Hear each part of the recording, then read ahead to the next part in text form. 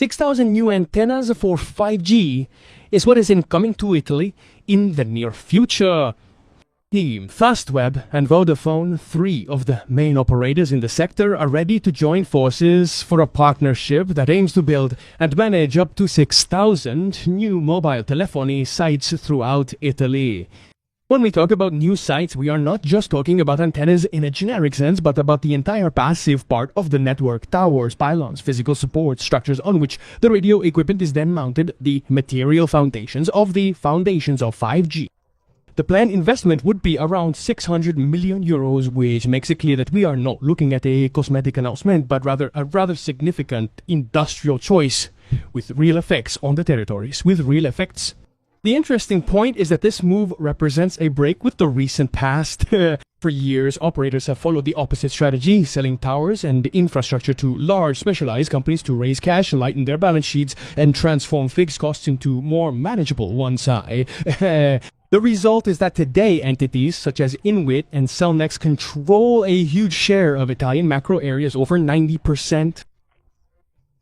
Telcos have effectively become wholesale tenants of infrastructures that they once controlled directly.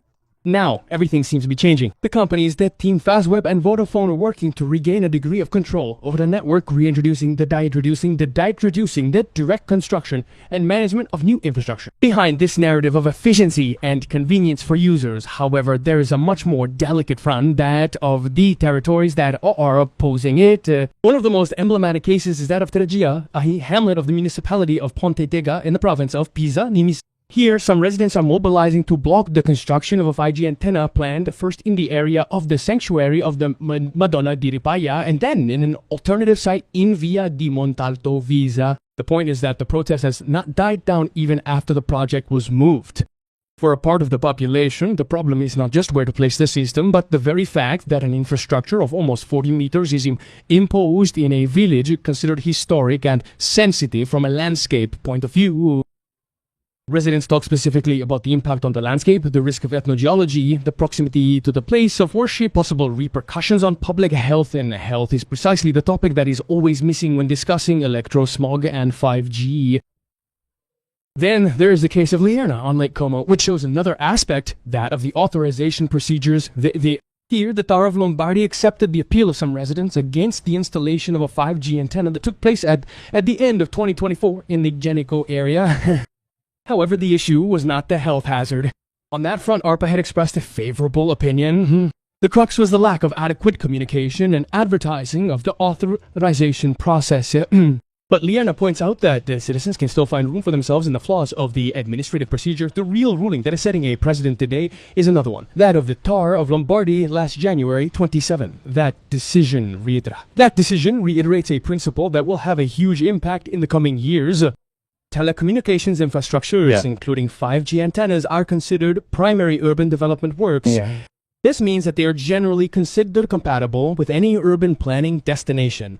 Translated into concrete terms, this means that municipalities cannot create free zones that are completely off-limits to the installation of antennas. They can regulate, guide, and suggest location criteria, but they cannot effectively eliminate the possibility of building the network by imposing absolute bans or regulations that block it entirely.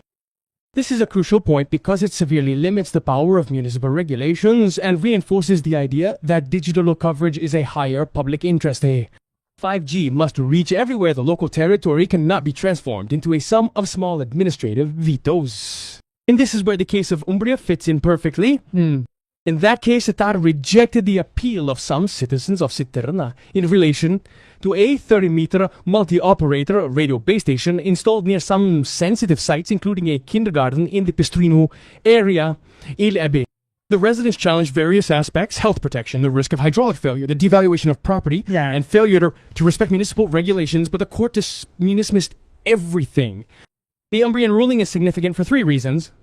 The first is that it strongly reiterates that competence on health issues and electromagnetic emissions lies with ARPA, and that its favorable opinion is sufficient to guarantee compliance with the regulations and the precautionary principle. The second is that it clarifies how fears of pathologies or interference with medical devices in the absence of certain technical and scientific evidence are not sufficient to block the plant. The third, perhaps the most important, confirms once again the nature of primary urbanization work of the network infrastructures with all that this entails in terms of urban planning. In the Umbrian case, the judges recalled that especially when dealing with market failure areas and interventions linked to the 5G plan Italy supported by the NRRP, the siting of systems can also take place in derogation from municipal regulations until 2026, and they also rejected objections regarding flood risk and proximity to sensitive locations. The need for service coverage remains prevalent. Putting all this together, the picture is clear. On the one hand, the great infrastructure offensive. 6,000 new sites, 6,000 antennas, shared networks, expansion of 5G, even outside the main centers, and a case law that, barring procedural errors, as in the case of Ierna, tends to reinforce the principle according to which the mobile network is an essential infrastructure difficult for the territories to obstruct. Now, bolas comendo AHGL despite the potential risks to human health, which have never been seriously investigated. And so it is clear that in the coming months, there will be a wild wave of antennas throughout Italy.